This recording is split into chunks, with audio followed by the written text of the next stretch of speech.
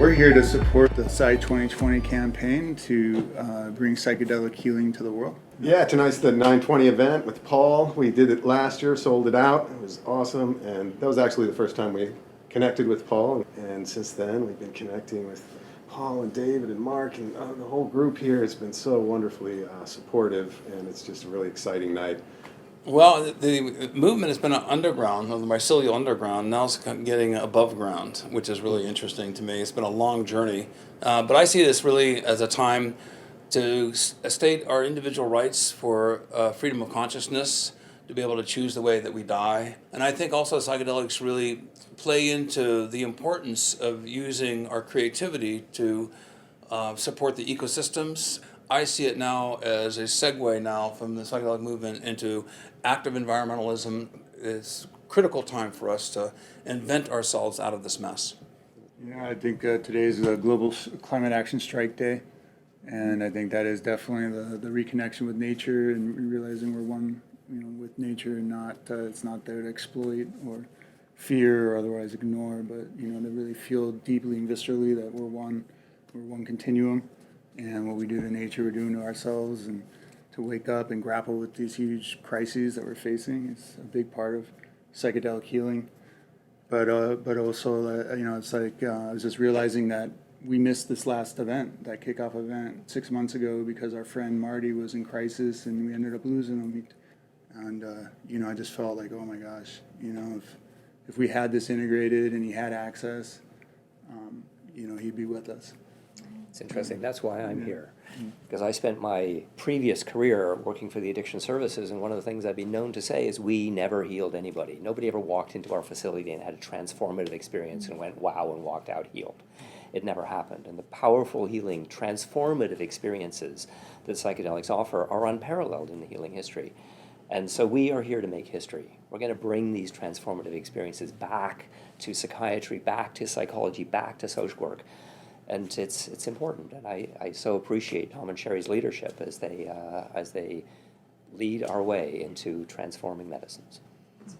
This isn't about not being able to use them personally whenever you want. This is about the structure that David was talking about.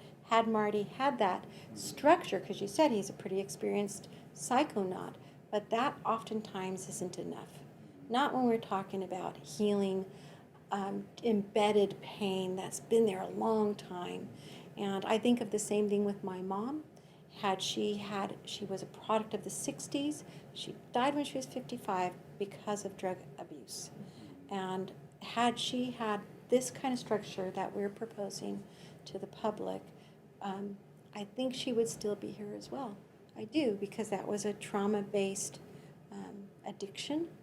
And had she had some guidance, it would have been different. So it's not to say that mushrooms shouldn't be free. I think they should be. But I think there needs to be this container that we create for our society that allows us to explore in a very safe way, whether it's just to explore your consciousness or to get some healing.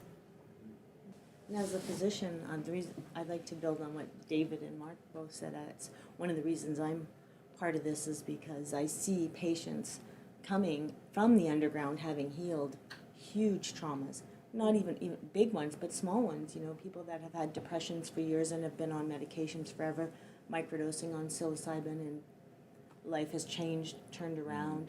I've had patients that have come and said, a week ago I was ready to kill myself, and then I heard about microdosing and started microdosing, and that's not even on the plate anymore.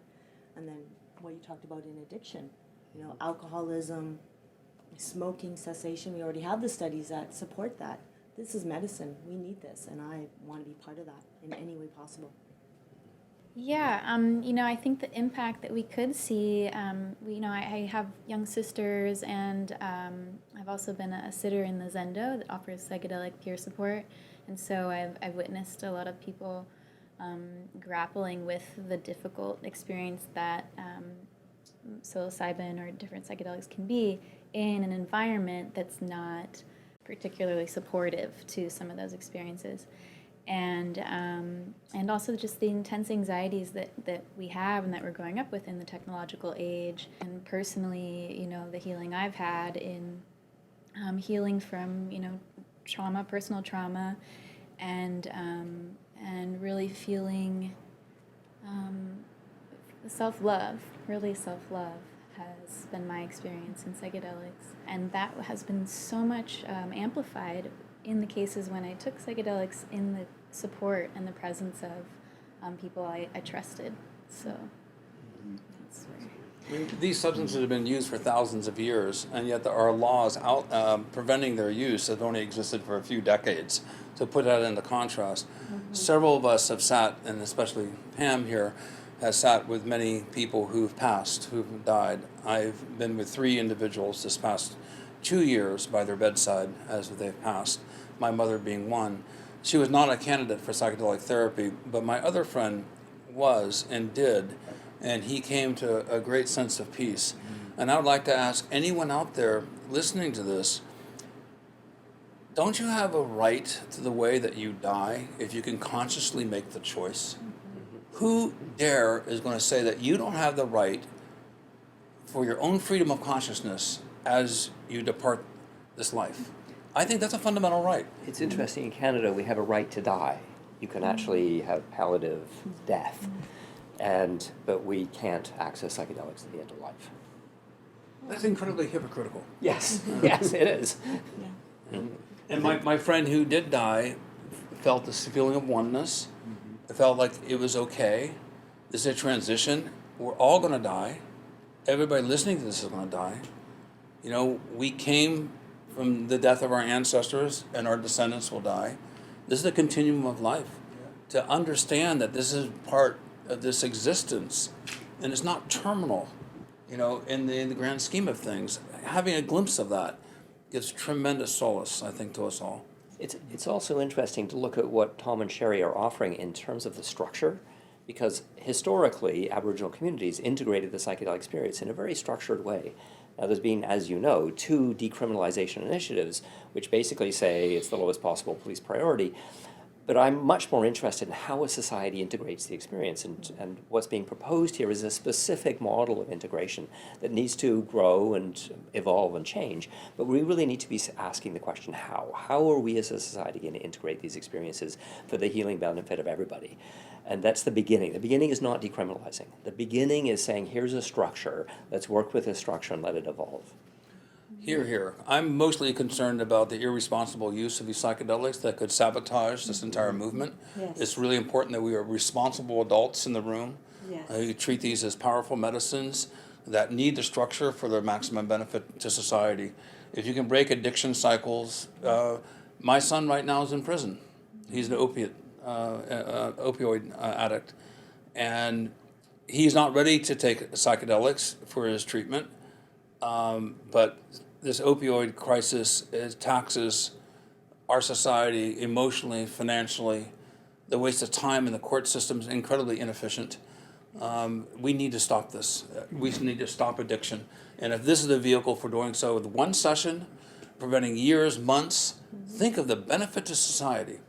That's right, and that's what we're trying to create with this initiative, is that environment where it's not sterile, it's loving, it's compassionate, it's connected, and you can have this open experience throughout your life. And Paul's absolutely right. We have that right as human beings, and we've let that be taken away from us. And as a people, we have the right to put forth an initiative that will bring it back into our hands. I really I think appreciate that's all the of you important guys. point, into our hands. Is, the vision is community-based. It's helping to take care of each other, right? It's not handing it over to the pharma system or the state or anything like that. It's us being able to structure a way to get informed, get intelligent about how to facilitate these sessions, and then take care of each other. And that's what this is about. It's about real healing and real change. And I think it not only heals people, but it represents something important, like Paul is implying. It represents something about our society if we can, with maturity and intelligence, integrate psychedelics into the culture in the right way, right? Then, that says that our community and our system and our culture is evolving in a healthy way, and we so sorely need that right now. And I think this is in a day and age where the news cycle is always negative. This is good news, and we should get behind it and really keep pushing, because it's important and it's going to save lives. Yeah, and yeah, I think the importance of the facilitated session, I mean, not that we can't have very profound experiences out in nature, at home, or at a dead show, but just having a space where the space is being held and you can trust that, whatever random thing or distracting whatever, somebody's holding that space, they got it, and you can just fully release and go into a lot of people would term a bad trip. It's just basically you're really getting into the difficult stuff and you're doing the real hard work, and just doing some huge releasing and healing and really breaking through. And psilocybin therapy, MDMA therapy. This was some of the most promising research in the '60s before it was shut down. The Concord prison experiment to just really help and turn these prisons into monasteries of therapy and Paul work. had mentioned something in his last talk. We clipped it out in one of our videos, right? The idea that psychedelics reduces violence, and specifically in men, domestic violence and intimate partner violence, right? There was a study done. Yeah, there's a study out of UBC, actually, or British Columbia. But one big difference in the 60s, there was a cultural divide between the young people, the children, and the parents. What's really different today is there's a cultural bridge. And the fact that these young people can look to the elders to say, wow, these people are successful, they're mature, they're emotionally stable, they've gone through their trauma, and they can lead the way. This is a way of reaching across the generations and empowering them to become leaders, to take this seriously and to carry the torch. So I think that we have the mycelial momentum, the mushroom momentum on right now is just phenomenal. This is a wave that's sweeping the entire world, and I think it's a basic Bill of Rights that we should have the right to control our consciousness, and no government, no authority, no dictator, no religion should be able to tell us that we cannot have the freedom of thinking. This is basic, rights for the freedom of consciousness. Just had a brief comment that I recognize how mushrooms are a gift from the earth, and quite from our evolution, and something that is meant to be for us, part of our destiny, versus something we've invented. And I love the bridge. There's this bridge, when I first met Tom, my then 17-year-old granddaughter, she came up to me and she said, "Hey, Amma," because they call me Amma instead of Grandma, "have you ever tried mushrooms?" And now the interesting thing is this is a connection for us. This consciousness freedom, this ability to explore that consciousness. The youth are really looking for something, and if we can develop something that they can adopt as theirs, and they can say, all right, I'm not going to go nilly-willy, and I'm not going to create havoc, and I'm not going to make trouble. I'm going to watch how my elders are doing it, just as you were saying, Paul, and I'm going to explore my own consciousness, even as a young adult. Maybe set my path forward in such a way that perhaps the earth will look different 30 years from now. And to give, have the information out there from all of you guys that they want to study, they want to dig into it, they want to learn about what this is supposed to be all about in terms of self-discovery instead of just partying and that kind of stuff. And we can set that culture. I think that's so important. When used skillfully, these are medicines of connection. They connect families, they connect individuals, they connect couples, and they connect people to a sense of spirituality and healing. So they're bonding agents. When used skillfully, they're powerful bonding agents. And and the comment about aggression and domestic violence, I mean, I think that's such a huge fundamental problem, is just a reign of aggression that's just raining down the generations and then ricocheting out into our loved ones, and getting a hold of that and exercising, understanding we're assaulting ourselves and how we've been assaulted, we continue to assault ourselves and others, and and to stop that cycle, and just we're all struggling with it, and we do what we can, and these medicines can just so get in there and just all right, I don't want to be that guy. I want to allow the love and the light to flow and heal and The word healing comes from the same ancient root as whole. So to heal is to become more whole again, right? And that's to take in all Yeah. the fragmentation and come back together and integrate, Yeah, right? integrate. And that's, all sides of our kind of gender spectrum. It's, when we talk about domestic violence, there's a lot of research that shows that fundamentally that's a symptom of disconnection. It's disconnection from self, it's disconnection from world, which is ultimately kind of the same thing underneath it all. So this is an existential medicine about sinking into a deeper place within yourself where you can reconnect to nature and to yourself and see yourself as an articulation of the cosmos, uniquely manifesting. And you value yourself in such a way that's not egotistical, but rather is based on what love really is. I mean, people say love all the time after a huge trip, and it sounds cliche, but in fact, it's about that cohesion between your being and everything that is. And all of us here are psychedelically educated, but many people listening are not. And so the important thing to communicate, I think, is that when you have one of these peak psilocybin mushroom experiences, the next day, when you look at the mushrooms, you go, no way. It's like, I don't want to touch those for 6 months. I mean, it is truly, what medicine that gives you such a profound healing and transformative experience where you don't want to experience it again because you need to sit with it, you need to think with it, is giving you such a profound meaning that it's anti-addictive by its very nature. That is, to me, an extraordinary medical attribute of these mushrooms. Yeah, as well, it just shortens the whole therapy length, right? We have people that do 2, 3, 10 years of therapy and get nowhere, and then they do 1 8-hour session. Yep. This is part of why we took the tack to penetrate the mental health care system and reformat from the inside and to allow this to be, because it's going to take hold and change the way we do things in terms of mental health care. And we have a crisis here in Oregon, and I know we have a crisis nationwide. We have a planetary crisis, and I think that just kind of like sitting here talking, if we can heal the adults, we can role model for the kids, and the kids are our future. They're the ones who are potentially going to be going into the prison system and potentially going to be going into deep crisis and potentially going to become alcoholics and drug addicts.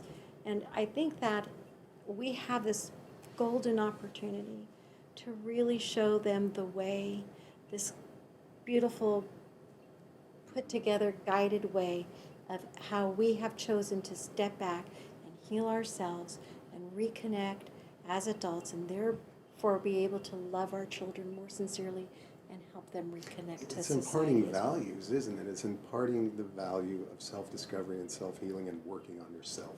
That's what we need in this culture, is everyone to take the time to do that work, and we should value that and celebrate it. Not only work on yourself, but elevate your creativity, Sure. right? Like, we're talking about a lot of the therapy stuff here, but this is also medicine of creativity and insightfulness and evolution and upwardness. So it's not just that we have to dig into our bowels and clean up the stuff.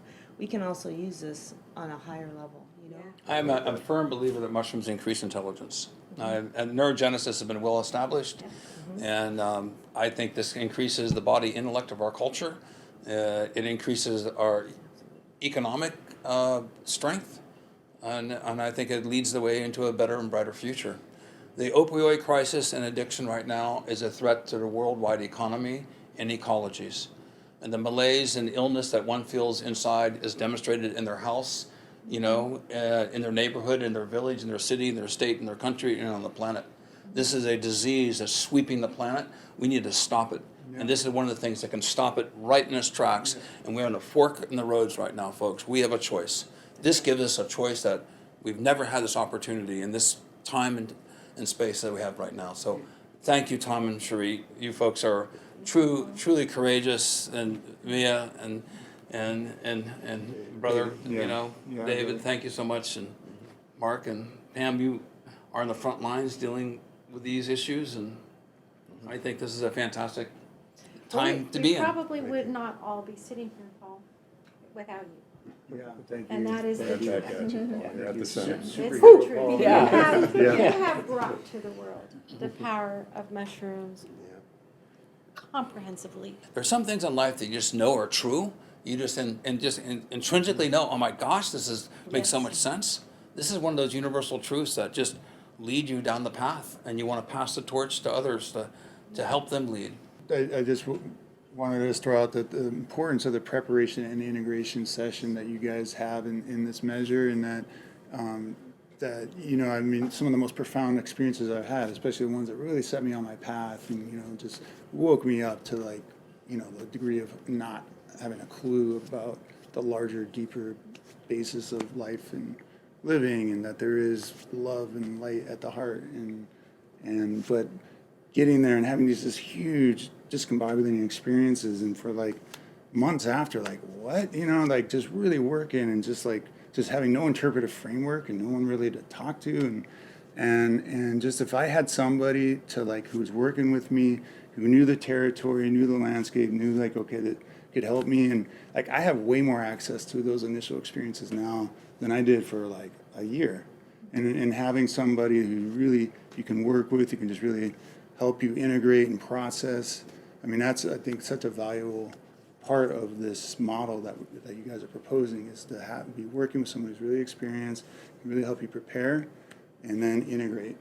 And I appreciate that you see the nuances and why this David, is there's worth no doing. other business that has done what you've done. Yeah. You walk your talk. Yes. No, And the way. generosity that you've expressed and demonstrate is planting spores or seeds that is just germinating all over the planet.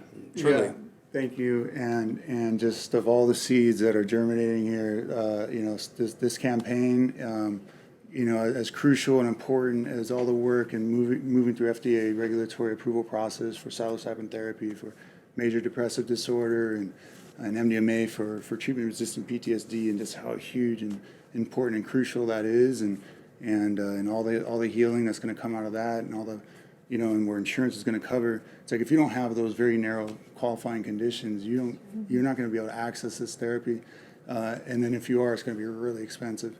And what you guys are proposing is the same kind of regulated, like very careful therapeutic container, but that you don't need a diagnosis. You don't need a mental health diagnosis, and all of us need the healing. And this is what you're proposing, the model. This is the holy grail right here.